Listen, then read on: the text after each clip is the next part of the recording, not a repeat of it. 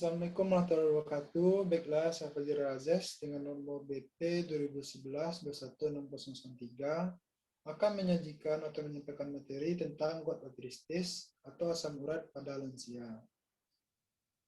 Baiklah, pada presentasi kali ini, outline saya itu pertama terdiri dari definisi gout arthritis, yang kedua patofisiologi gout arthritis, yang ketiga kondisi normal asam urat di tubuh, yang keempat, faktor-faktor yang mempengaruhi gout arthritis. Yang kelima, diagnosis tindak lanjut dan pengobatan gout arthritis. Dan yang terakhir, pencegahan gout arthritis. Pertama itu definisi gout arthritis.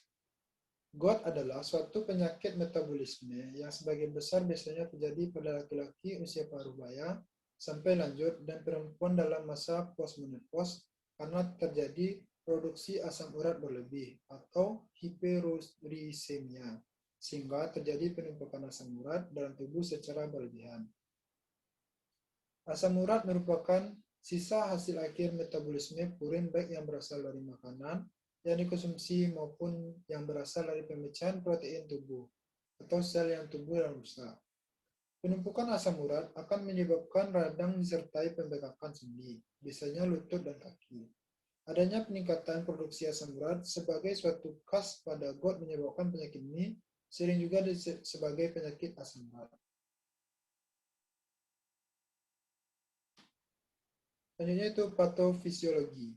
Terdiri dari 4 fase, yaitu yang fase pertama, tahap ini terjadi akibat peningkatan asam urat yang berasal dari metabolisme purin yang berasal dari diet dan pemecahan sel tubuh.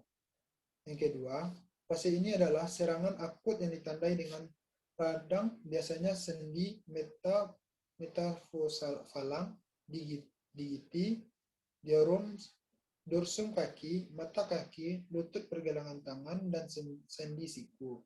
Fase ini terjadi akibat perpindahan monosodium urat ke cairan sendi.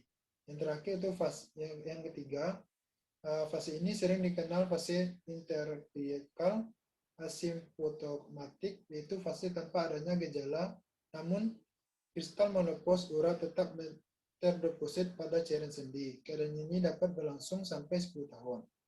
Yang terakhir itu fase ini. Yang keempat, fase ini adalah fase arthritis gout kronik yang ditandai dengan munculnya tusum deposit monosodium urat pada beberapa sendi, namun tanpa redang. Tofos ini dapat pecah sendiri dan sering menimbulkan infeksi sekunder. Pada fase ini sering terjadi kerusakan sendi, gangguan fungsi ginjal, dan gangguan kardiovaskular. Pada gambar dapat kita lihat adanya kristal asam urat pada jari dan pembengkakan peradangan pada sendi deposit kristal pada asam urat. Selanjutnya itu kondisi normal asam urat di tubuh. Dalam keadaan normal, asam urat dalam darah pada pria dewasa kurang dari 7 mg atau dl, pada wanita kurang dari 6 mg atau dl apabila konsentrasi asam urat dalam serum lebih dari 7, dapat menyebabkan penumpukan kristal monosodium urat. Faktor-faktor yang mempengaruhi gout arthritis yaitu pertama, genetik riwayat keluarga. Asam urat dapat menjadi penyakit keturunan di mana penderita mesti berhati-hati terutama dalam pola makanan dan gaya hidup. Yang kedua itu stres. Penderita yang menerima stres dapat menyebabkan kadar asam urat dalam serum meningkat. Yang ketiga, asupan senyawa purin berlebih. Bahan pangan yang tinggi kondom purinnya dapat meningkatkan kadar urat dalam darah antara 0,5 sampai 0,7 gram per mililiter purin yang dikonsumsi. Konsumsi lemak atau minyak tinggi seperti makan yang goreng, santan, margarin atau mentega, dan buah-buahan yang mengandung lemak tinggi seperti durian, alpukat juga berpengaruh terhadap pengeluaran asam urat. Yang selanjutnya itu konsumsi alkohol berlebih. Minuman alkohol dapat menimbulkan serangan gout karena alkohol meningkatkan produksi asam urat.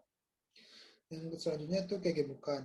Seorang yang dinyatakan obesitas jika indeks massa tubuh atau IMT lebih dari 30, obesitas merupakan salah satu faktor gaya hidup yang berkontribusi terhadap kenaikan asam urat selain diet tinggi, purin, dan konsumsi alkohol. Selanjutnya itu kurang minum. Kurang minum memicu pengendapan asam urat dan menghambat pengeluaran asam urat. Selanjutnya, diagnosis. Yang pertama itu pemeriksaan labor. Seorang dikatakan menderita asam urat ialah apabila pemeriksaan laboratorium menunjukkan kadar asam urat dalam darah di atas 7 mg atau untuk pria dengan lebih dari 6 untuk wanita. Selanjutnya itu pemeriksaan cairan sendi. Pemeriksaan cairan sendi dilakukan di bawah mikroskop. Ditunjuk ialah untuk melihat kristal urat atau monosodium urat atau kristal MSU dalam cairan sendi. Pemeriksaan cairan sendi ini merupakan pemeriksaan yang terbaik. Yang ketiga itu röntgen.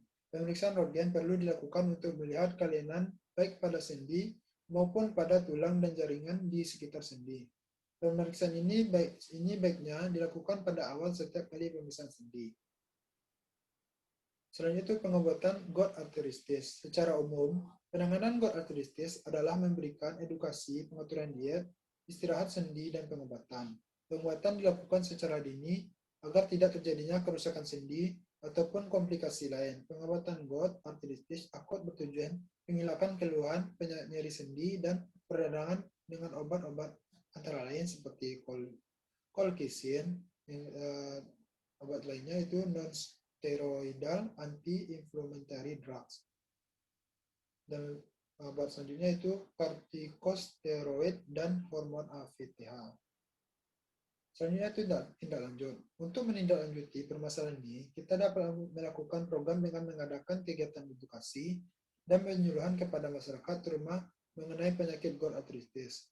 Edukasi dan penyuluhan dapat dimulai dari sektor terkecil dahulu, seperti keluarga, sampaikan informasi secara lengkap dan mudah dipahami kepada masyarakat, sehingga masyarakat memahami proses dari penyakit GOUT arteritis dan cara pencegahannya.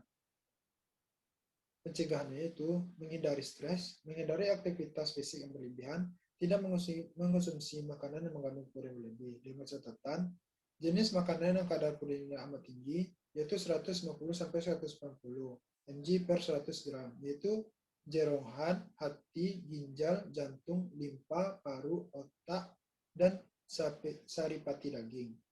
Yang kedua itu jenis makanan yang kadar purinnya sedang, itu 50.000-1.500 sampai 100 mg dan 100 gram, yaitu daging sapi, udang, kepiting, cumi, karang, kacang-kacangan, kembang kol, bayam, kangkung, asparagus, dan jamur. Jenis makanan yang kadar purinnya rendah di bawah 50 mg sampai 100 gram, yaitu gula, telur, dan susu. Ini adalah gambaran kaki dan tangan yang mengalami GOUT arteritis. Sekian presentasi dari saya. Apakah ada yang ingin dipertanyakan oleh saudara?